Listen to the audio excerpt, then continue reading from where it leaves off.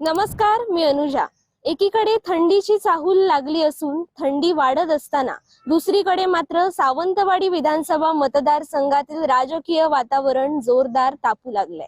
येत्या 20 नोव्हेंबरला मतदान प्रक्रिया पार पडणार आहे, तर 23 नोव्हेंबरला संपूर्ण निवडणुकीचा निकाल आपल्या हाती येणार आहे। सावंतवाडी विधानसभा मतदारसंघावर संपूर्ण महाराष्ट्राचं लक्ष सध्या लागून आहे आणि या मतदारसंघात चौरंगी लढत होणार असून हाय व्होल्टेज निवडणूक होणार आहे। या मतदारसंघातील सविस्तर अपडेट आपण तरुण भारतचे रिपोर्टर संतोष सावंत यांच्याकडून जाणून घेणार आहोत। नमस्कार सर, आपलं तरुण भारत मध्ये खूप खूप स्वागत आहे। सावंतवाडी मतदारसंघात चौरंगी लढत होते। मंत्री दीपक केसरकरांची ही 4थी टर्म आहे। 3दा ते आमदार झाले आहेत, 4थ्यांदा ते यावेळी आता निवडणुकीच्या रिंगणात उतरले आहेत।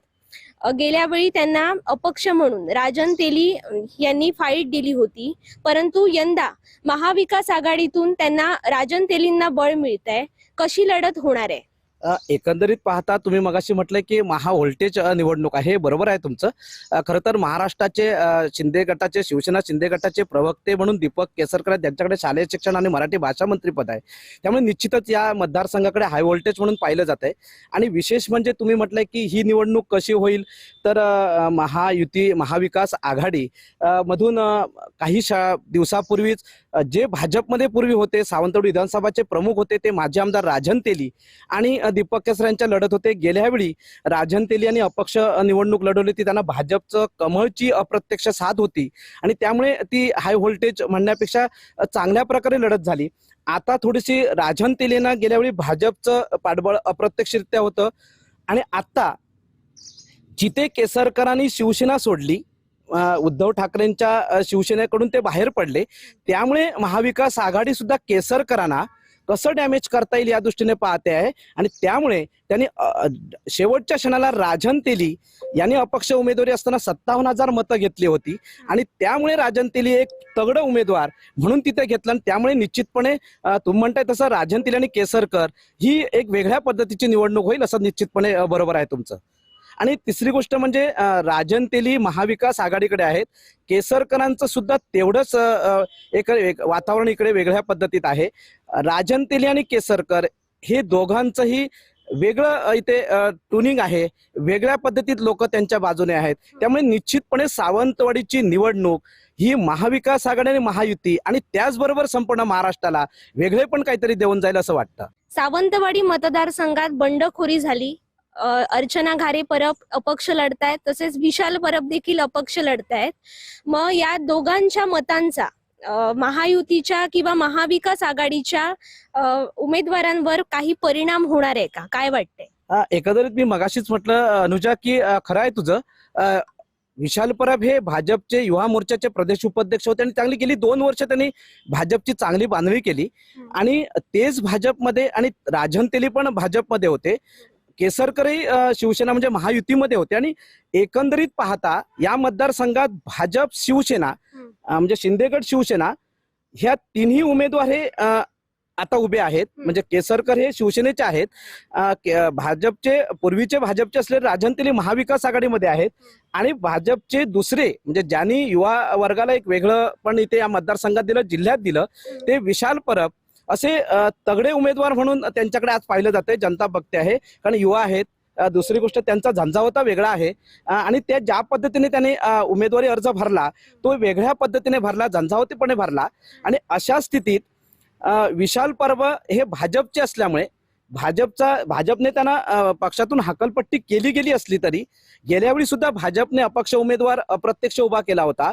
त्याचा परिणाम झाला तो झालाच। आपण बघितलंय सर्वांनी, त्याचा निकाल बघितला, त्याचा परिणाम गेल्या वेळच्या शिवसेनेवर किती झाला, शिवसेनेला शेवटच्या क्षणाला काय आपलं तगडं आव्हान पेलावं लागलं, तसं इथे आता विशाल परबांच्या बंडखोरीने निश्चितपणे महायुतीवर त्याचा परिणाम होईल।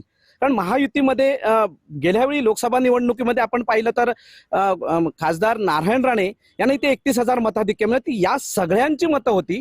त्यात राजन तेलींचा वाटा होता, दीपक केसरकरांचा होता, संजू परबांचा होता, विशाल परबांचा होता आणि अनेक लोक आहेत जे महायुतीमध्ये होती, त्या सर्वांचं एकंदरीत पाहिलं तर तो वाटा होता, त्यामुळे 31,000चं मताधिक्य मिळालं होतं। त्यामुळे निश्चितपणे हे मताधिक्य तोडायला हे बंडखोर उमेदवारांचा निश्चितपणे महायुतीवर पश्चातदेशी परिणाम होईल. अपक्ष उमेदवार विशाल परब हे 36 वर्षांचे आहेत. युवांचे प्रश्न ते सध्या मांडतायत किंवा युवांसाठी कार्य करताना दिसत आहेत आपल्याला. मग विशाल परबांचा महायुतीचे उमेदवार आणि महाविकास आघाडीच्या उमेदवारांसमोर त्यांचं आव्हान ठरेल काय? बरोबर अनुजा, तू म्हणतेस तसं की विशाल परब हे संपत्तीने मोठे आहेत, कारण त्यांच्याकडे ज्या गाड्या आहेत त्या युवा वर्गाला भावणाऱ्या आहेत. त्यांचं राहणीमान हे वेगळेपण आहे, हटके आहे. गेल्याच दिवाळी दिवशी त्यांनी लक्ष्मीपूजन दिवशी मोती तलावाच्या काठावरून त्यांनी जो फेरफटका मारला, त्यावेळी अनेक जणांचं एक वेगळं युवा वर्गाने विशालजींकडे बघताना वेगळ्या पद्धतीने बघलं. केसरकरांची सुद्धा लक्ष्मीपूजनच्या वेळी दिवाळीला भेट होती त्यावेळीची, आणि यांची आणि राजन तेली यांची भेट, जो एक क्षण सांगतो मी थोडक्यात, की त्यावेळी तिघांचंही मोती तलावाच्या आणि व्यापाऱ्यांच्या भेटीमध्ये विशाल परबांकडे म्हणजे 18 ते 35 वयोगटातील वर्गाचा एक वेगळा ग्लॅमर मला दिसला. मी पत्रकार म्हणून पाहताना, आणि ते आपण न्यूजही तरुण भारतकडे झाली. केसरकर हे जुन्या लोकांच्या चांगले जिव्हाळ्याचे आहेत, आपुलकीचे आहेत, एक आपलं माणूस म्हणून त्यांच्याकडे पाहिलं जात आहे. राजन तेली सुद्धा या मतदारसंघात रुळले आहेत, चांगले आहेत, ठीक आहे. पण विशाल परबांचा जो झंझावता आहे, मी मगाशीच म्हटलं होतं, आणि विशाल परबांकडे 18 ते 35 वयोगटातली वर्ग ज्या पद्धतीने आकर्षित होत आहे, त्यांची स्टाईल आजच्या 21व्या शतकाकडे आपण जातो त्यावेळी ही स्टाईल योग्य असेल, लोकांना, तरुणांना ती भावत असेल. त्यांची रेंज रोवर गाडी ही लोकांना भावते आहे, त्यामुळे अनेक युवकांना ती भावते आहे. अनेक युवकांना त्यांच्या गाड्या म्हणा, त्यांचं राहणीमान, हे राहणीमान उंचावायला हवं. दरडोई उत्पन्न आपल्या भागाचं वाढतं, त्यावेळी हे उंचायला हवं, हे त्यात काही गैर नाही. परंतु एकंदरीत पाहता, तू म्हटलं तसं त्यांच्याकडे संपत्ती आहे, ठीक आहे. संपत्ती आणि ह्याचा भाग म्हणजे उमेदवार म्हणून बघताना इथली सर्वसामान्य जनता आहे, शेतकरी आहेत, मग असं बघताना ते काही बघत नाहीत. परंतु ठीक आहे, म्हणजे याचा अर्थ तुझा असा असेल की त्यांना भविष्यात आमदार झाले, हे तीनही आमदार असताना, तर त्यांना काही अपेक्षा असेल का, तर ती जनतेसाठी ते काम करतायत. कारण गेल्या 15 महिन्याभरापूर्वी त्यांनी 6 अँब्युलन्स मोफत दिल्या. हे त्यांचं असं चांगलं वेगळं काम लोकांना भावलं. त्याचबरोबर त्यांनी शाळा दोडामार्ग मध्ये केली. त्यामुळे लोकांना वाटते की याच्याकडून युवा विशाल परब हे आव्हान ठरतील. निश्चितपणे ते जर चांगले, आता त्यांचं एकंदरीत झंझावती दौऱ्यामध्ये त्यांचं एक असा एक पत्रकार म्हणून आणि नागरिकांच्यावरून आलेल्या प्रतिक्रियातून ते कोणावरही टीका करत नाहीत. त्यांनी आपला प्रचार सुरू केला आहे, नमस्कार करतायत, आणि त्यातून ते चमत्कार करत असतील तो वेगळा भाग असेल, परंतु ते नमस्कार करतायत. फक्त लोकांकडे ताई माई अक्का विचार करा पक्का असं विचारतायत ते. आणि निश्चितपणे त्यांचं हे वेगळं पण दोन्ही उमेदवारांना, तगड्या दोन्ही उमेदवारांना महायुती आणि महाविकास आघाडीला डोकेदुखी निश्चित ठरेल. म्हणजे अनेक विकास कामे अजूनही दूर आहेत. म्हणजे तसं बघितलं तर आपले युवक अजूनही गोव्यावर अवलंबून आहेत. गोव्यात जाताना अनेकदा त्यांचे अपघात होतात, त्यांचं मृत्युमुखी पडण्याचं प्रमाणही वाढत आहे काही वर्षात. तसंच सगळ्यात महत्वाचा मुद्दा आहे म्हणजे इथल्या आरोग्याचा, तो त्यावरही आपण गोव्यावरच अजूनही अवलंबून आहेत. मग आता जे उमेदवार आहेत, 4 उमेदवार आपल्याकडे सक्षम आहेत, ते उमेदवार जर निवडून आले तर त्यांच्याकडून कोणता विकास होणं अपेक्षित आहे? अनुजा, तू चांगला प्रश्न विचारलास. खरं तर सावंतवाडी, दोडामार्ग, वेंगुर्ले हे डोंगराळ दुर्गम भागातले आहेत. सावंतवाडी शहर जरी सगळ्या दृष्टीने प्रगल्भ असलं तरी आरोग्याच्या दृष्टीने अजून सक्षम झालेलं नाही. लोकांना इथल्या म्हणजे आंबोली असेल, म्हणजे थोडक्यात आपण महाराष्ट्राचा विचार करता चांदा ते बांदा तसा इथला आहे. आंबोली गेळे तू बांदा, तू साताडा सातोशे असेल, इथे होडावडा असेल, मातोण असेल, वेंगुर्ल्याचा वायंगणी असेल, इकडे आपण बघितलं तर कोलगाव कोणकेरी असेल, हा असा वेगळा कोस्टन झोनचा सह्याद्री आणि समुद्र किनाऱ्या लगतचा हा मतदारसंघ. आणि इथल्या लोकांचं शहराच्या ठिकाणी येण्याचं अंतर हे 25 ते 30 किलोमीटर अंतर आहे. त्यामुळे इथल्या आरोग्याच्या दृष्टीने गावागावात उपकेंद्र आहेत, परंतु तिथे औषध नाही, तिथे डॉक्टर्स नाहीत. डॉक्टर आहेत परंतु त्यांना राहण्याची सोय नाही, ही अवस्था आहे. ठीक आहे, कुठल्या सरकारने केलं असेल केलं नसेल तो भाग आपण आता मागे पडू, परंतु इथल्या आरोग्याची लोक ही गोव्यावर अवलंबून आहेत. प्रत्येक जणच्या मला आपण रुग्णालयात दाखल केलं की तात्काळ डॉक्टर पाहतात आणि यंत्रणा नसल्यामुळे सांगतात की चला गोवा बांबोळीला चला किंवा रेडकर हॉस्पिटलमध्ये चला, अमुक ठिकाणी चला. मग हे सगळं होताना इथल्या राजकीय नेत्यांकडून सगळ्याच जनतेला अपेक्षित आहे इथे मल्टी स्पेशालिस्ट हॉस्पिटल. महाविकास आघाडीच्या काळात ते मंजूर झालं, त्यानंतर महाविकास आघाडीच्या काळात ते व्हायला हवं होतं. काही ठीक आहे, तो प्रश्न तांत्रिक मुद्दा असेल, झालं नसेल, परंतु भविष्यात या सगळ्या उमेदवारांकडून, सगळ्या राजकीय व्यक्तींकडून एवढीच अपेक्षा जनतेची आहे, जनता भोळ्या बाबडी, की आम्हाला चांगलेच चांगले डॉक्टर इथे उपलब्ध करा. तुम्ही खूप इमारती बांधाल, 5 कोटी 50 कोटीची इमारत बांधाल, परंतु डॉक्टर चांगले असले तर निश्चितपणे आपली आरोग्याची सुविधा इथे उपलब्ध होईल. आणि इथली लोक ही शेती बागायतीवर अवलंबून आहेत. त्यांच्याकडे असले तुटपुंजे पैशावर त्यांना जगायचं असतं, त्यांचं पोट भरायचं आहे. आणि आरोग्याचे आज प्रश्न गंभीर आहेत, अनेक गंभीर आहेत. म्हणजे फक्त ताप सर्दी खोकल्यासाठी डॉक्टरकडे जायचं तर 1000 रुपये मोजावे लागतात. मग अशा वेळी आम्हाला जर मोफत आरोग्याची सुविधा इथे मिळाली, मग मल्टी स्पेशालिस्ट हॉस्पिटल जर चांगल्या दर्जाचं इमारत उभारण्यापेक्षा जर चांगले डॉक्टर इथे, उपजिल्हा रुग्णालय हे पूर्वी जिल्हा रुग्णालयाचा दर्जा होता, मग त्या रुग्णालयाला इथे जिल्हा रुग्णालयाचा दर्जा द्या. आपल्याकडे शासकीय मेडिकल कॉलेज ओरसला आहे, इथलं हे हॉस्पिटल पूर्वी सावंतवाडीचं वैभव जे होतं जिल्हा रुग्णालयाचं ते द्या.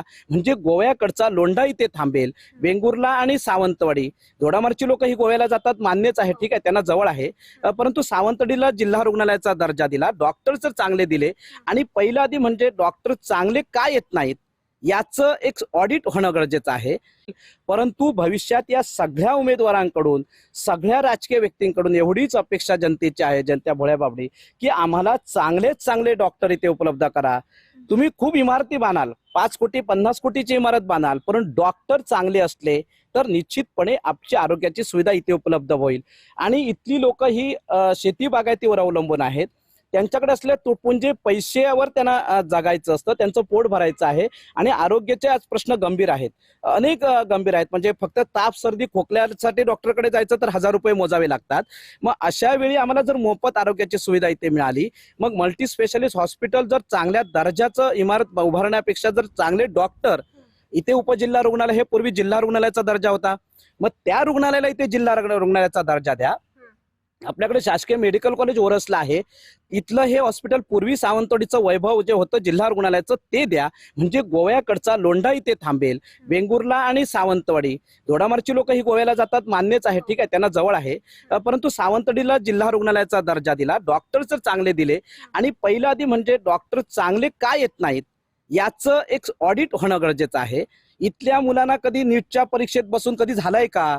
नीटच्या परीक्षेला आपण बसवलं आणि त्यांना आपण जर इथे 10 डॉक्टर घडवण्यासाठी कधी राजकीय नेत्यांनी कधी प्रयत्न केले आहेत का?